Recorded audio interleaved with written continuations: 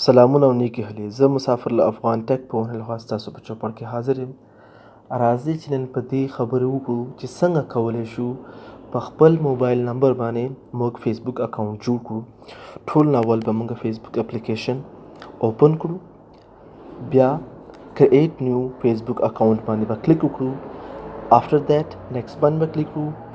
هغې نه وروسته به موږ دلته خپل نوم سلیکټ کړو. هر یو نوم چې تاسو غواړئ هغه به تاسو سلیکټ کړئ.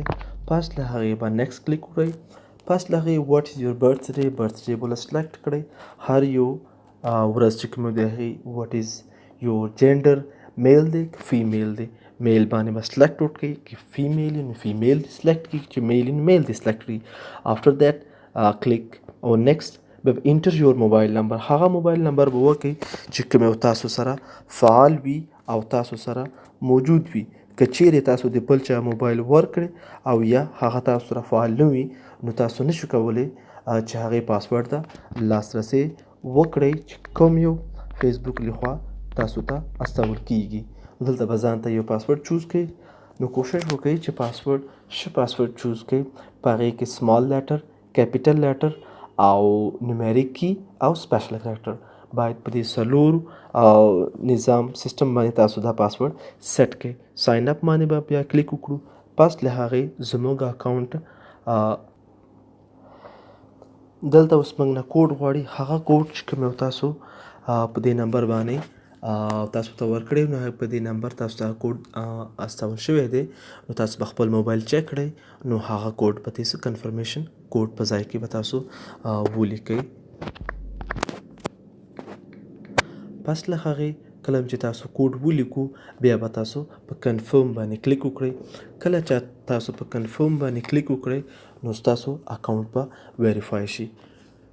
پس له هغې ایډ یور فوټو. که تاسو دلته غواړئ که ځان ته یو عکس انتخاب کړئ نو تاسو هم کولی شئ، او که غواړئ تاسو چې تاسو ټیک ا پکچر نو پکچر واخلئ، یعنې یو عکس خپله کیمرې باندې واخلئ نو بیا هم کولی شئ.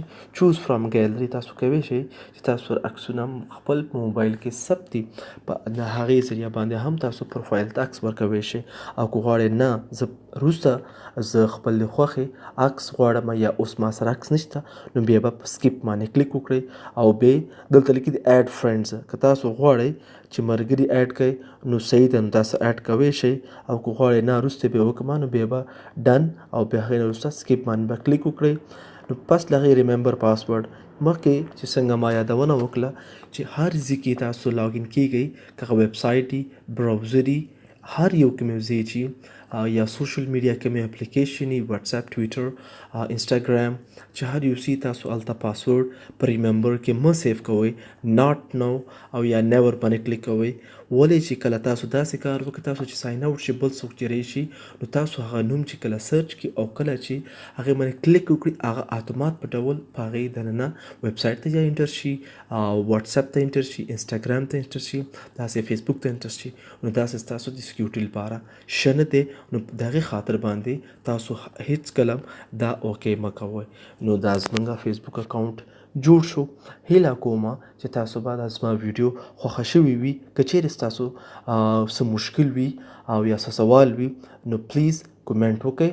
هر یو ورور چې کوم مشکل لري کومنټ دې وکړي، ما ته دې ایمیل وکړي، نو انشاءالله هغې لپاره به موږ یو ښه ویډیو جوړه کړو او خو په تفصیل سره. هیله کومه چې دا ویډیو به خپل نور ټولو ملګرو سره شریک کړئ. ستاسو افغان ورور مسافر. والسلام.